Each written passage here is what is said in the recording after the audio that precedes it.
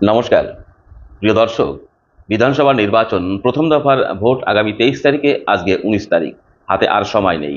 এই দু একদিন সময়ের মধ্যে তৃণমূল, বিজেপি এবং সিপিআইএম পার্টি অর্থাৎ বামপন্থীরা রাজনৈতিক প্রচার একটা চূড়ান্ত পর্যায়ে নিয়ে গেছে এবং এই অল্প সময়ের মধ্যে 2-3 দিন সময়ের মধ্যে তাদের রাজনৈতিক প্রচার এমনভাবে তারা করতে চাইছে, মানুষের মস্তিষ্কের মধ্যে একদম ঢুকিয়ে দিতে চাইছে যে তারা কোন পরিকল্পনা করতে চায়। তারা যদি সরকারে আসতে পারে, অধিক সংখ্যক মানুষ যদি তাদের নির্বাচিত করে, তাহলে তারা কি করতে চায় এটা বলতে গিয়ে একদিকে শাসক দল তৃণমূল কংগ্রেস যেমন বলছে তারা যে কর্মসংস্থান তৈরি করতে পেরেছে, আরো বেশি কর্মসংস্থান তৈরি করার চেষ্টা করবে তারা যদি তারা পুনরায় সরকারে আসতে পারে।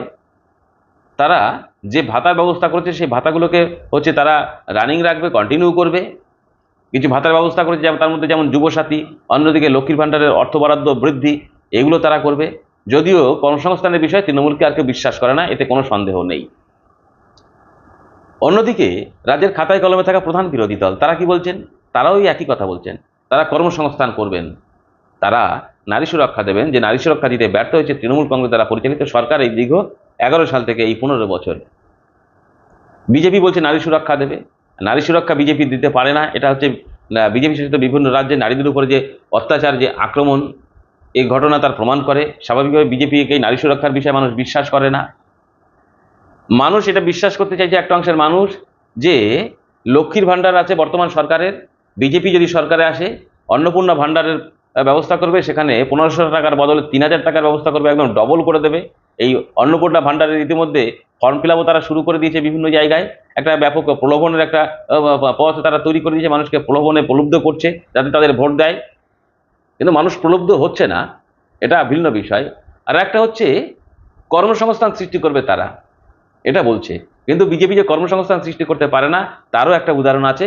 বিজেপি কেন্দ্রের ক্ষমতায় রয়েছে, কেন্দ্রীয় সরকারের লক্ষ লক্ষ শূন্য পদ পড়ে রয়েছে, সেই শূন্য পদে কোনো নিয়োগ নেই কেন্দ্রীয় সরকারের। উল্টে বহু কর্মচারী, তাদের কর্মচ্যুতি হয়েছে, সরকার কর্মচারীরা বেকার হয়ে গেছে, এরকম উদাহরণও আছে। স্বাভাবিকভাবে কর্মসংস্থান, নারী সুরক্ষা, এই বিষয়ে বিজেপিকে আর বিশ্বাস করতে পারে না, এ কথা ঠিক। এবার আমি একটু আসবো ভিন্ন কথায়।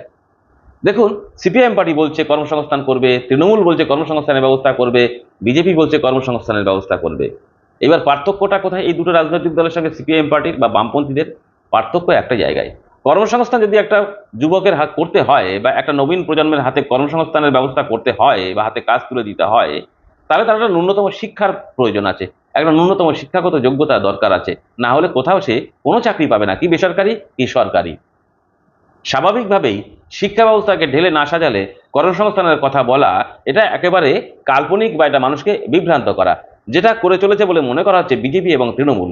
কারণ তৃণমূল সরকারের আমলে প্রায় 8,000-এর উপরে প্রাথমিক শিক্ষা প্রতিষ্ঠান বন্ধ হয়ে গেছে। মানুষ প্রথম থেকে ভিত তৈরি হয়, যেখানে শিক্ষার ভিত, সেই প্রায় 8,000-এর উপরে স্কুল বন্ধ হয়ে গেছে, শিক্ষা প্রতিষ্ঠান, সরকারি শিক্ষা প্রতিষ্ঠান। অধিকাংশ শিক্ষা প্রতিষ্ঠানে শিক্ষকের অভাবে ধুঁকছে। শিক্ষা প্রতিষ্ঠানের শিক্ষার্থীরা আছে, পড়াবার জন্য শিক্ষক নেই পর্যাপ্ত পরিমাণে।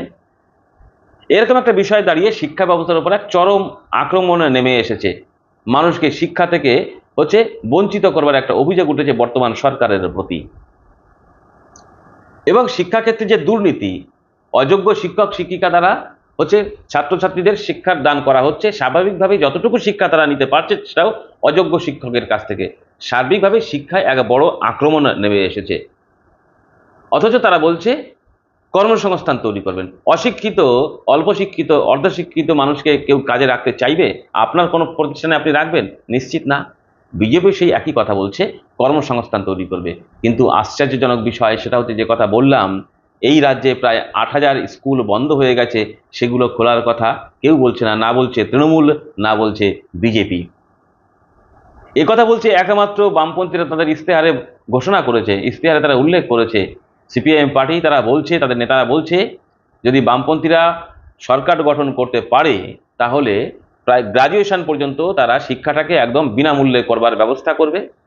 বন্ধ হয়ে যাওয়া স্কুলগুলোকে পুনরায় চালু করবে, নতুন নতুন শিক্ষা প্রতিষ্ঠান তারা তৈরি করবেন। এবং শিক্ষা ব্যবস্থায় যে দুর্নীতি, সেই দুর্নীতিকে সরিয়ে দুর্নীতি মুক্তভাবে শিক্ষা প্রতিষ্ঠানগুলোয় পর্যাপ্ত শিক্ষক, শিক্ষিকা, অশিক্ষক কর্মচারী নিয়োগের ব্যবস্থা তারা করবে। এটাই হওয়া উচিত। কথা কেউ বলছে না। যদি শিক্ষা প্রতিষ্ঠানগুলোকে ঢেলে সাজানো যায় দুর্নীতিমুক্তভাবে এবং বিনা পয়সায় শিক্ষাদানের ব্যবস্থা যদি করা যায়, তাহলে আমার আপনার পরবর্তী প্রজন্ম, ভবিষ্যতের প্রজন্ম সুশিক্ষায় শিক্ষিত হতে পারবে, যে কোনো সংস্থায় অনায়াসে চাকরি সে পেতে পারে, কি সরকারি কি বেসরকারি। কিন্তু বিজেপি, তৃণমূল কথা বলছে না। এবার বলি, যারা তৃণমূলকে হারাতে চান, একটা বড় অংশের মানুষ তো তৃণমূলকে হারাতে চান, এ বিষয় নিয়ে তো কোনো সন্দেহ নেই। তাহলে কি সেটা বিজেপি পারে? বিজেপি চায়? বিজেপি চায় না, এটা বহু প্রমাণ তাদের মধ্যে আছে। 2016 সাল থেকে এই 2024 সালে লোকসভা নির্বাচন পর্যন্ত একাধিক সময়ে বিরোধী আসনে বসেছে বিজেপি। 16 সালের নির্বাচনের পর বিজেপি এই প্রায় বিরোধী আসনে বসে রয়েছে। বিরোধী আসনে বসে থাকার পর এই শিক্ষা ব্যবস্থার যে দুর্নীতি, শিক্ষা প্রতিষ্ঠান বন্ধ, এই নিয়ে তারা কোনো কথা বলল না। আসল বিষয়টা কোথায়? বিজেপি মানুষকে বিভ্রান্ত করে রাজনৈতিক স্বার্থ চরিতার্থ করতে চায়, সেই কারণে শিক্ষা ব্যবস্থা নিয়ে তাদের মধ্যে কোনো কথা নেই। কারণ বিজেপি একটা প্রচার আছে, আরএসএস দ্বারা পরিচালিত হয়, তৃণমূল আরএসএস দ্বারা পরিচালিত হয়। আরএসএস এর মূল মন্ত্র হচ্ছে উচ্চবিত্তদের নিয়ে সমাজে পরিচালনা করা, সমাজের উচ্চ বর্ণের হিন্দুরা সমাজে পরিচালনা করবে, অর্থাৎ সেই ব্রাহ্মণ্যবাদী সমাজ, মনুবাদী ব্যবস্থা, এটাকে দিয়েই তারা সমাজটাকে পরিচালনা করতে চায়। আর ব্রাহ্মণ্যবাদী সমাজ ব্যবস্থা কি হতে পারে, আমরা যদি একটু ইতিহাস ঘাঁটি জানতে পারবো। আমাদের পূর্বপুরুষ যারা রয়েছে, আমাদের গুরুজন যারা রয়েছে, প্রবীণ ব্যক্তি, তাদের কাছে জানলেও আমরা খানিকটা জানতে পারবো। বামফ্রন্ট সরকার আসার আগে রাজ্যে শিক্ষা ব্যবস্থা অত্যন্ত ভঙ্গুর অবস্থায় ছিল। একটা বড় অংশের মানুষ সঠিকভাবে শিক্ষা গ্রহণের সুযোগ পেত না। স্বাভাবিকভাবে একটা বড় অংশের মানুষ তারা অল্প শিক্ষিত, অর্ধশিক্ষিত হয়ে থেকে যেত। আর সেই সুযোগটা নিয়ে এই উচ্চবর্ণের হিন্দুরা মানুষকে বিভিন্নভাবে শোষণ করতো, এরকম অভিযোগ তো পাওয়া যায়। আবার সেই পথে নিয়ে যেতে চাইছে। শিক্ষা ব্যবস্থাকে ঢেলে সাজাবার কোনো পরিকল্পনা না আছে বিজেপির, না আছে তৃণমূলের।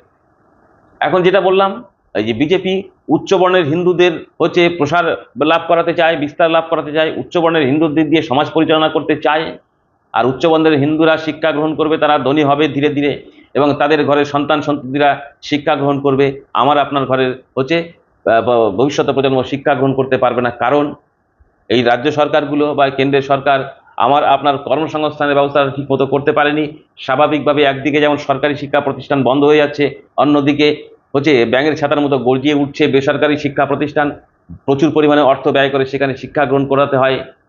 আর যেহেতু কর্মসংস্থান নেই, আমার আপনার সঠিকভাবে আমার আপনার ঘরের সন্তানকে বেসরকারি শিক্ষা প্রতিষ্ঠানে শিক্ষা গ্রহণ করাবার ক্ষেত্রে ব্যাপক প্রতিবন্ধকতা তৈরি।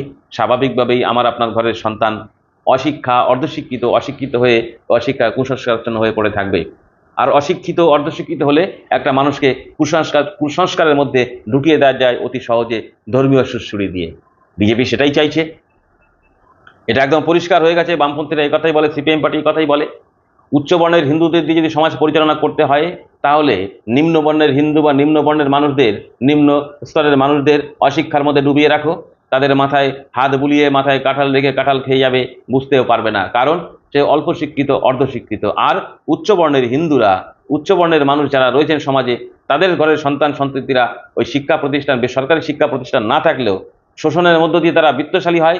সেই অর্থ ব্যয় করে তার সন্তানকে বেসরকারি শিক্ষা প্রতিষ্ঠানে পঠন পাঠন করিয়ে সুশিক্ষায় শিক্ষিত করবে, কারোর সন্তানকে বিদেশে শিক্ষা গ্রহণ করতে পাঠাবে, এটাই চায় তারা। স্বাভাবিকভাবেই মানুষকে এক অন্ধকারাচ্ছন্ন সমাজে, কুসংস্কারাচ্ছন্ন সমাজের মধ্যে নিমজ্জিত করতে চায়। এটাই বিজেপির পরিকল্পনা। আচ্ছা, তাও যদি মেনে নিই, হিন্দু ধর্মের প্রসার ঘটাতে চায় বিজেপি, আরএসএস, এটা তারা বলবার চেষ্টা করে, হিন্দুত্ব রক্ষা করবার কথা বলে। বিজেপি কি সঠিক হিন্দুত্ব রক্ষা করবার ভাবনা চিন্তা করছে? তাহলে আমাদের দেশে বা আমাদের রাজ্যে যদি 70% হিন্দু হয়ে থাকে, 8,000 শিক্ষা প্রতিষ্ঠানের মধ্যে অধিক সংখ্যক হিন্দুর ঘরের সন্তানেরা পঠন করতে যাবে। সেই 8,000 স্কুল কলেজে নেই বলেই অধিক সংখ্যক হিন্দু ঘরের সন্তানরা সরকারি শিক্ষা প্রতিষ্ঠানে শিক্ষা গ্রহণ করতে পারছে না। অযোগ্য শিক্ষকদের কাছে শিক্ষা গ্রহণ করতে হচ্ছে। যে শিক্ষা প্রতিষ্ঠানগুলো আছে সেখানে পর্যাপ্ত পরিমাণে শিক্ষক নিয়োগ করা হচ্ছে না। এ বিষয় নিয়ে বিজেপির কোনো প্রচার নেই। আচ্ছা, বিজেপি যদি এটা চেয়ে থাকে হিন্দু ধর্মের প্রসার লাভ করাতে হবে, হিন্দু ধর্ম আরও বিস্তার লাভ করবে, তাহলে হিন্দু ধর্মের যে ধর্মগ্রন্থগুলো, সেই ধর্মগ্রন্থগুলো পঠন করাবার পর, সেখান থেকে জ্ঞান অর্জন করবার পর মানুষের মধ্যে ধর্মের প্রচারটা করতে পারবে যে আমার ধর্মটা এত ভালো, আমার ধর্মের প্রসার ঘটানোর দরকার। তাহলে তার ধর্মগ্রন্থ পঠন করে শিক্ষা গ্রহণ করবার দরকার আছে, অভিজ্ঞতা সঞ্চয় করার দরকার আছে। কিন্তু আমার আপনার হিন্দুর ঘরের সন্তানরা যদি সঠিক শিক্ষায় শিক্ষিত হতে না পারে, হিন্দু ধর্মের প্রসার যদি ঘটাতে হয় তাহলে একজন নতুন প্রজন্মের বা আমাদের ভবিষ্যৎ প্রজন্ম তাদের সুশিক্ষায় শিক্ষিত হতে হবে। কর্মসংস্থান না থাকার কারণে, আর্থিকভাবে দুর্বল হওয়ার কারণে, বেসরকারি প্রতিষ্ঠানে পড়াতে না পারার কারণে সরকারি শিক্ষা প্রতিষ্ঠানে পঠন পাঠন করে শিক্ষা অর্জন করে আমাকে ধর্মগ্রন্থটা পঠন পাঠন করতে হবে। তারপরে আমি ধর্মগ্রন্থে কি বলা আছে সেগুলো আমি বুঝতে পারবো। স্বাভাবিকভাবেই হিন্দু ধর্মের বিস্তার লাভ করাবার ক্ষেত্রে প্রধান ভূমিকা থাকবে উচ্চ বর্ণের হিন্দুরা। নিম্ন বর্ণের হিন্দুরা তারা শুধু শুনবে, তাদের শোষণ করবে এবং তারা অশিক্ষা, অর্ধশিক্ষিত, অশিক্ষিত হয়ে কুসংস্কারের মধ্যে ডুবে থাকবে। তারা যেটা বলে দেবে সেটাই আমাকে বুঝে নিয়ে চুপচাপ বসে থাকতে হবে। আর অশিক্ষা অর্ধশিক্ষিত হয়ে থাকলে আমাকে আপনাকে শোষণ করতে সুবিধা হবে, আর আমাকে আপনাকে শোষণ করে আমার পরবর্তী প্রজন্মকে শোষণ করে তারা বৃত্তশালী হবে। তারা সম্পদের পাহাড়ে বসবে, সম্পদের পাহাড়ে বসে সমাজটাকে তারা নিয়ন্ত্রণ করবে, সমাজে তারা প্রভুত্বগিরি করবে। এটাই হচ্ছে এদের পরিকল্পনা। এই অভিযোগটা কিন্তু সমাজের একটা বড় অংশের মানুষের পক্ষ থেকে এটা উঠে আসছে। স্বাভাবিকভাবেই হিন্দু ধর্মের প্রসার হোক এবং সমস্ত হিন্দুদের পক্ষ নিয়ে বিজেপি কথা বলে, এটা ভাবার কোনো জায়গা নেই। এবং সমাজকে যে কুসংস্কারাচ্ছন্ন, অন্ধকারাচ্ছন্ন করে রাখতে চাইছে তৃণমূল এবং বিজেপি মিলে, যেটা বামেরা বলে থাকে, আর এর বিরুদ্ধে শোষণ মুক্তির হচ্ছে সংগ্রাম। মানুষকে যাতে শোষণ করতে না পারে তার জন্য মানুষকে সুশিক্ষায় শিক্ষিত করা, সমস্ত অংশের মানুষকে এক সাম্প্রদায়িক সম্প্রীতির মধ্যে বসবাস করা, বসবাস উপযুক্ত গণতান্ত্রিক পরিবেশ তৈরি করে মানুষকে যাতে সেখানে বসবাস করতে পারে। দুর্নীতিমুক্ত শিক্ষা প্রতিষ্ঠান, বন্ধ হয়ে যাওয়া শিক্ষা প্রতিষ্ঠানগুলোকে নতুন করে চালু করা, পর্যাপ্ত পরিমাণে শিক্ষকের নিয়োগ করা এবং গ্রাজুয়েশন পর্যন্ত বিনা পয়সায় শিক্ষার ব্যবস্থা করবার কথাই তো বলছে এই বামপন্থীরা, এই সিপিএম পার্টি। তাহলে আপনার হিন্দু ধর্ম রক্ষা করবার কথা প্রকৃত অর্থেই যারা বলছে, বা সব ধর্মের মানুষকে ধর্ম রক্ষার কথা প্রকৃত অর্থে যারা বলছে, তারা হচ্ছে এই বামপন্থীরা। কারণ বামপন্থীরাই বলছে শিক্ষাটাকে হচ্ছে দুর্নীতিমুক্ত করতে হবে, শিক্ষার প্রসার ঘটাতে হবে। আর শিক্ষার প্রসার যদি ঘটে, সে যে ধর্মের মানুষ হোক, সেই ধর্মের মানুষ সুশিক্ষায় শিক্ষিত হয়ে তার ধর্মগ্রন্থ পঠন পাঠন করে শিক্ষা অর্জন করে ধর্মের প্রসার ঘটাতে পারবে। এইটাই প্রকৃত হচ্ছে ধর্মের কথা।